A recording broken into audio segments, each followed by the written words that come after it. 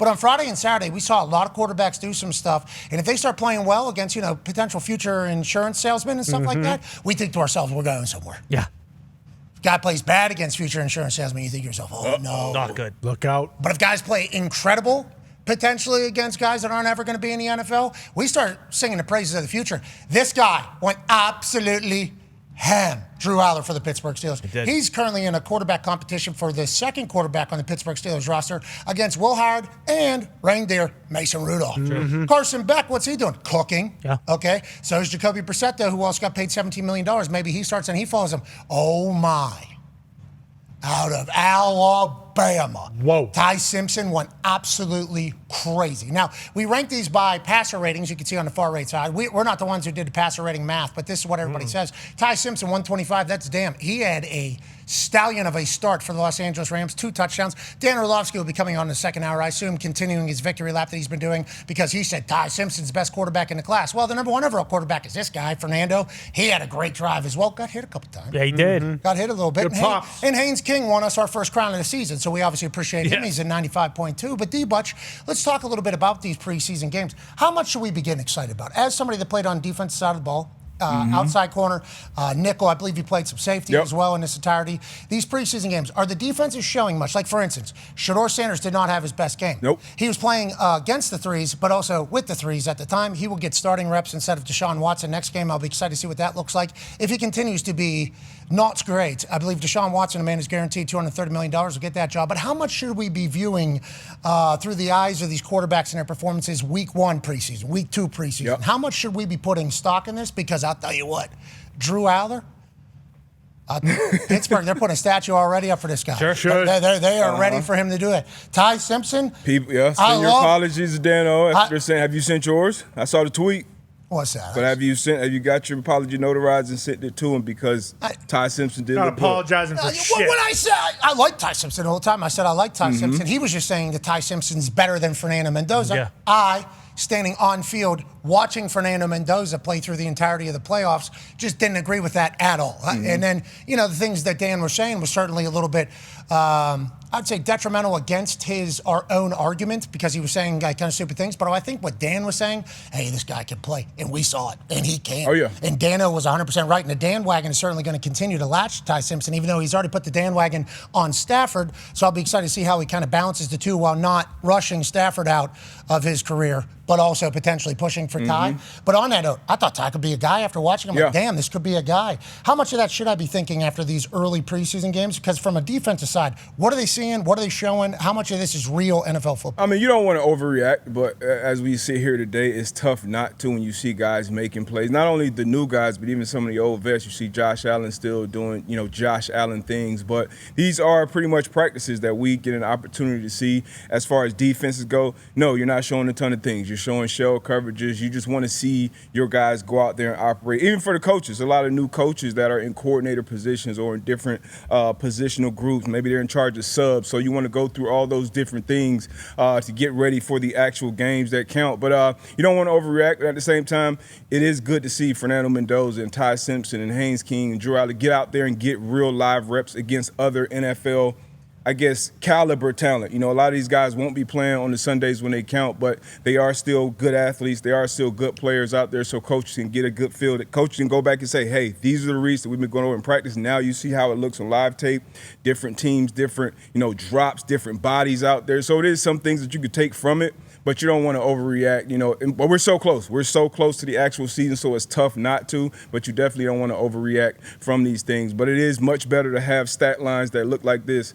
as opposed to, 5 for 20, 2 interceptions, balls batted, you getting hit, not checking at the line, not getting protections, not taking check downs, things like that. So, I think all these guys, made a good outing in week 1 or week 2 for some of these guys. I'll tell you, some of these draft classes we're starting to see as of late, it's like, is everybody good at football? Yeah, maybe. It is a fascinating little evolution of sport. And it might be because of the 7-on-7 flag football culture. Yeah. To be honest, might be creating more skill players.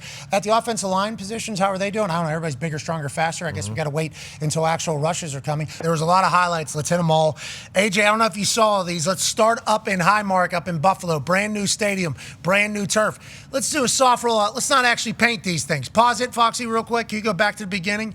So they chose not to really soup up the end zones, the middle thing. Outline it. Yeah, the big rollout will be Thursday night prime time. We have that. And on that evening, we won't even remember that this game happened. But whenever I turned this on, it looked like it was a practice field. I thought to myself, okay, so it's kind of like a soft opening of the new stadium. On that note, I think it's going to be loud. I think it's going to look good for us on TV. I think there is going to be some people in the stands that aren't happy with their view, but it be like that sometimes, I do guess. Josh Allen's playing phenomenal football early. Took a couple hits, which we don't like, but he's spinning it. Keon Coleman gets the first documented touchdown in the brand new stadium up there. That feels pretty apropos for his particular storyline. Joe Brady starts out with a good one at home, though, Con Man. Are you worried about the new home digs for the Buffalo Bills? No, not worried at all, but I do think it is going to be awesome. You know, we talk about how the stadium, and right now it's all negativity, but you can kind of envision when it's just snowing inside that place and you're in the stands in the canopy and the snow's just coming down on the field itself. Like, that visual is going to be so cool when that does happen inevitably. And then it is a good reminder, no matter what happens with the Buffalo Bills, you can talk about them all off season. People can shit on them, whatever. They have Josh Allen and he's unbelievable. Like, it is so awesome seeing him play football. They also have DJ Moore from the Bears. He's calling people out. AJ, preseason game, getting the ball, calling out a corner. Your thoughts? I thought this is obviously awesome from DJ Moore. There's also a good tackle. It's not an easy tackle to make. He goes out and gets that outside leg. Also, I would be thinking if he's calling me out, he might be thinking about jumping me if I go low. So I would be worried about that big time. Yeah, he might have been setting him up a little chest move there, saying, hey, come on, shoot and dive over top of him. D-But, what's the DB thinking here? The guy to make the tackle, obviously. Obviously, it's a tough guy move. I do like it because he is a football player, and AJ said it earlier. You can't play football at 75% or afraid to get hurt. Now, me, as maybe somebody who may draft him on my fantasy team, I want him to run out of bounds. But I like it. You're a football player. You get up, you're healthy, and that's all that matters. One-on-one, just won it one time, says DJ. Let me feel it. We're back in football season. We appreciate him doing that. I bet you the locker room pumped to see it as well, as he's a new man in that building. Jackson Dart goes into the blue tent, comes back out and does this, AJ. He's filthy. He's silky. He's throwing a touchdown in preseason to Mr. Fields. Your thoughts on the play? Filthy from Jackson, I thought. Yeah, like what Dan said, this is Jackson being Jackson here, making plays, obviously, with his feet. Nice little rolling to your left, squaring back up. Beautiful throw. We know, like, the arm talent, the athletic ability is off the charts. Like, hopefully he can stay out of the blue tent. I know he's pissed off that he has to go in there every time he gets touched. But, yeah, I mean, things are definitely looking up for the Giants. We actually looked into the Unk stuff a little bit. We called Source Says at the league to learn about it, because I thought Jackson was potentially saying, like, this guy a little trigger happy on sending me to the blue tent than everywhere else. You know, stats have come out at 42.8% of the games in which he's played in, he ends up in the blue tent at least one time, which is a crazy stat. He's obviously young in his career still. But we learned about the Unk protocol. There's 6 of them per stadium.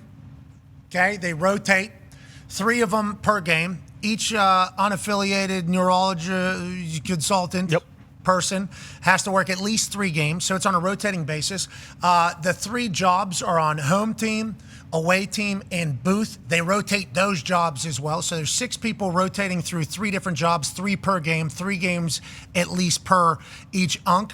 So if there was like a trigger-happy Unk, that person's going to be on the away team the next one, and then in the booth the next one. So there's no real, like, staying at the same thing. Trainers up there too. Yeah, there's 2 athletic trainers alongside the Unk up in the top. There's other people down at the bottom. So we called the NFL, and asked, like, hey, what if there is like a trigger-happy Unk at one of these stadiums that isn't like trying to sway a game, but just grandstanding on, like, oh, just for player health and player safety, I'm smarter than every other. It affects the game if somebody misses 1 play or 2 plays, especially at the quarterback position.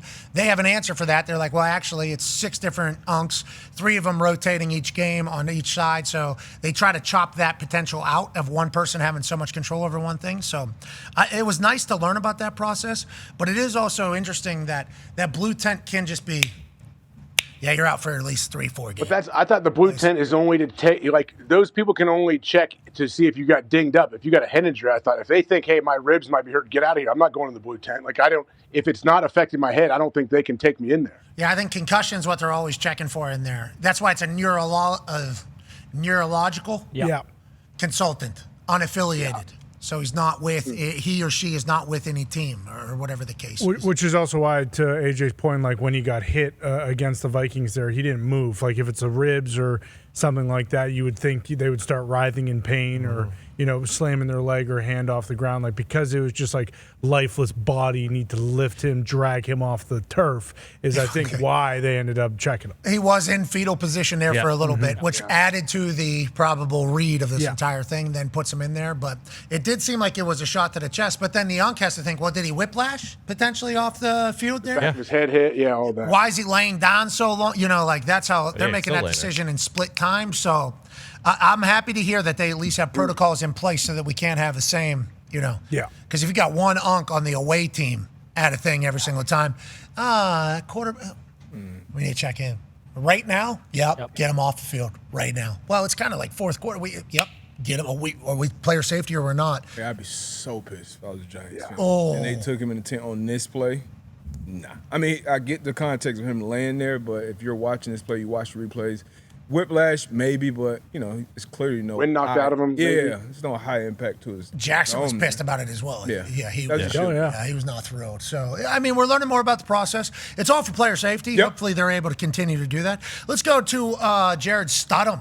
Okay, let's go out to Denver. Cortland Sutton, year 8? Was it year 8 or year 9? Going into year 9. Going into year 9 already, Cortland Sutton, hell of a career and a hell of a catch here in preseason. D-Butt, they got studs in Denver. They do, and you know what? I think we should start talking about them a little bit more. They got a great defense over there. I think a great coaching staff as well, and a bunch of young studs on offense. Starting with the quarterback, Bo Nix. Obviously, it's not him making this throw here, but he had his team a game away from playing in the Super Bowl. So I'm very high on the Denver Broncos. I love Sutton. I love the addition of Jalen Waddle. If he can stay healthy, I think this will be one of the better dynamic duos out there in Denver. But yeah, I think we should start talking about them a little bit more. And obviously their defense, AJ, is outrageous out in Denver. It's like they made the AFC Championship. They lose to the Patriots without Bo Nix. It's hard not to get excited about a team that has that type of setup going into the offseason, but they're in the Chiefs division.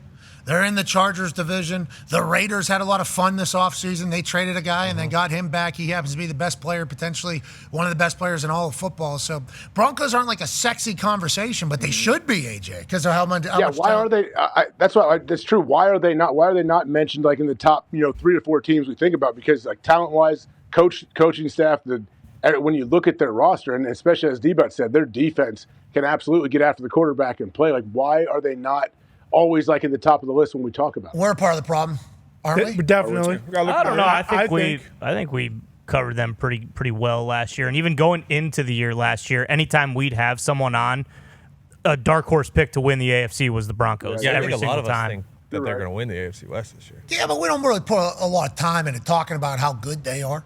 Offseason, we have not. We've probably talked about the Chargers and Chiefs 10x. Yeah, we've Raiders talked about too. and the Raiders as well. Then what we've talked about the Broncos. That's why. What's that? Because they're not Bo Nix not smooching out there? We haven't seen them canoodling out there in the field, I guess. Maybe that's why. They just stayed the same pretty much. They're all ball, and they also do casually have like the greatest practice facility maybe ever made in the history of football now. And only going to get better over there. They got the wealthiest owner in all of sports. So Sean Payton's not calling the plays this year either for first time ever. What's that all about? I don't know. He wanted to give it to Davis Webb. I think a big part of it was his name got brought up for like getting head coaching interviews and stuff like that, and he blocked that because he's been very important to Bo Nix's development, I think. But he's calling plays this year, and Sean Payton did say recently, like, listen, I'll be very close by. So if things don't go well, I'm gonna take those back. And what he said to us, you never know when the right time to do this is. I think he said to us at Super Bowl. Yeah. Maybe he was chit-chatting about Davis Webb getting the play calling ability. He said, you never know when it is. Now it feels like the right time. It was like, well, it feels like you were potentially forced into it, but he probably was forced into making the decision on whether or not he wanted to do it. I appreciate that they're doing it. Hopefully, Bo Nix only continues to grow. Sutton making plays like that's great. Let's talk about Stallions making plays. Casey Concepcion, who's also a phenomenal returner, being utilized in the offense with running and throwing, trick body plays. control, man. Like the balance and body control here to get in is awesome. Yeah, and he's not like the biggest guy, so looking for contact, staying in bounds, doing it. And Todd Monken was using him in a variety of ways. Dan Orlovsky said, you know what, maybe that is the rookie wide receiver that steals the show, AJ. Yeah, I think this play right now, like the fact that, you know how many people would not score? They'd be out on the 1.5 yard line here. Like, he did everything right to find a way to score, and I love this. Good way, B. This is awesome, too. In the preseason, let's do it. You know, I'm all for all of this, but watch how he stays in here. Like, and then he switches the ball to hit the pylon. Boom. Like, yeah, that alone tells me, like, this dude's played a lot of backyard football. I'm sure he's a great basketball player. We know how great of an athlete he is. I think he could have a giant year. Just let's see what happens at the quarterback position, I guess. A lot of returners can be used in a package of explosive. Feels like they're going to do that with him, D-Bud. Yeah, as an offensive play caller, this is one of those guys where you're like, hey, I just got to get the ball in his hands a handful of times. The same thing for the defense. Anytime one is on the field, it'll probably be, an alert. But the sooner they figure out their quarterback situation, the better it'll be, not only for KC Concepcion, but Boston as well, the tight end, a young tight end. Like, anytime you have a quarterback situation where it's going back and forth, you can never truly get on that same page. So the sooner they figure that out, the better. So Concepcion transferred from NC State to Texas A&M, and then he became a real weapon down there. Yeah. And the return game as well, because you have to kick off. People have to return balls, basically. He's going to be all over the place. What if he becomes a weapon like Josh Cribbs was for the Cleveland Browns for a long, long time? Obviously, a different build. Hopefully, it's able to happen. Let's go down to Miami. Okay. Hell yeah. Malik Willis is their quarterback. You Yes, know he that. is. Yeah. Everybody knows that. Love it. Big AFC, signing this of course. offseason. Everybody's talking about Hafley's their head coach. You Love know it. that? Absolutely. Yeah. Another Green Bay guy is Sully's at the wheel. okay. Sully's the general manager, and also Ben. Troy Aikman. Troy Aikman. Troy Aikman. True. He thinks highly of them. He Troy thinks they're going to stink, so his involvement doesn't matter. He's looking at the grand scheme of what the Dolphins are. Malik Willis, part of that. He's a stud. Look at this catch from Caleb Douglas. Malik Willis, hey. Ooh.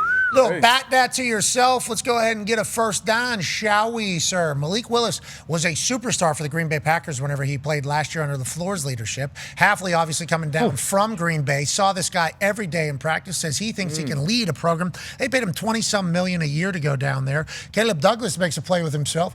Pause. Caleb Douglas makes a play to himself. I love seeing this type of thing. Miami Dolphins' expectations are not very high, but every highlight I see, D, but I think, you know what? Maybe it is the year for the Dolph fam down there in the AFC. You know what? Maybe. This offense is going to go through HN. Obviously, bringing Malik Willis over. This is a guy that obviously he has a high ceiling as well, but Douglas making plays like this definitely helps himself. I love the one-hand catch. I love the concentration, finishing it. I know as a defender, we're always coach, hey, finish the play through the ground. As wide receivers, I'm sure they're hearing the same thing. So making that catch with the pass interference, Malik making the throw, is how you build that type of trust in your quarterback as well. I know it's only preseason, but building that trust, that continuity will go a long way for Douglas as this Miami Dolphins season arrives. Yeah, Malik's saying to himself, okay, that guy will make a play for me if I need him. And he did. So congrats. That's a good part of preseason. You can kind of learn who will go, who won't. Caleb seemingly doing that. And the Dolph fam, the Fins Up community on the internet, they got these guys back. Oh, yeah, for now. And then whenever you leave, if you leave the Dolph fam and go somewhere else, they're an active bunch on the internet. I don't love Penix asking a question if you want this guy and this becoming a thing. You talking to him? You talking to me? Okay. Out there.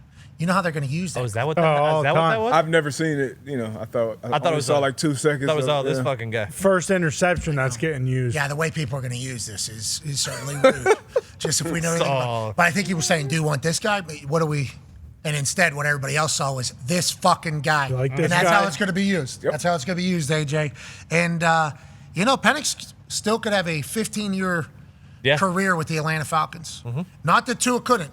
Okay, there's a chance Tua really finds his groove up there. True. There's a chance. Won't overreact. This preseason.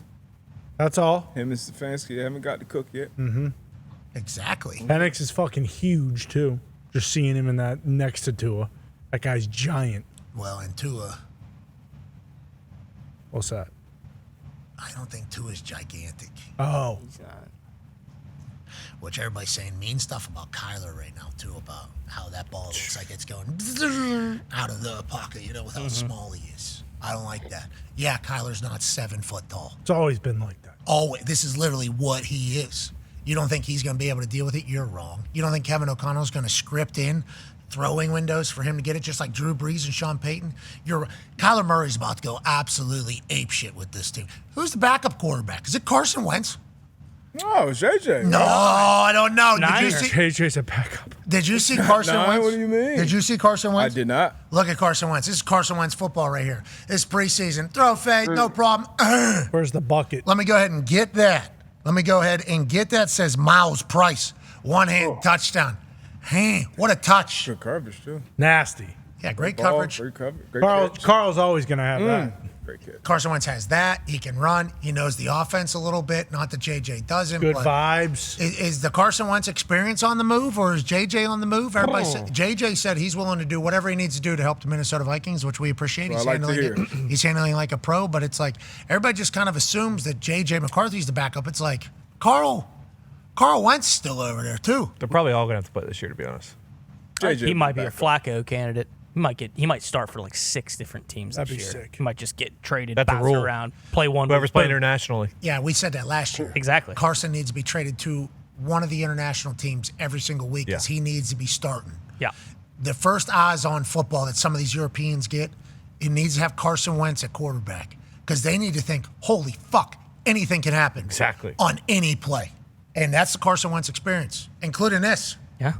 And then also there's a left-handed shot put out of your own end zone in a division title game coming. Shortest pick six in the history of division title game. Any game. History of football. That can happen. It's good with the bad. Yep. And that's preseason football whenever we're judging things that really mean nothing. Good first weekend. Yeah, but it's so fun. It was. Let's get the hell out of here, boys. You want to see Garrett Green catch a ball? Yeah, I do. Yes. WVU quarterback, wide receiver for Tampa Bay Buccaneers, gets it from Jalen Daniels out of Kansas. Zero. Good hands. Yeah, that's QB, Garrett Green. Running wild, brother. He is running wild. GG's about to run wild, brother. Zip.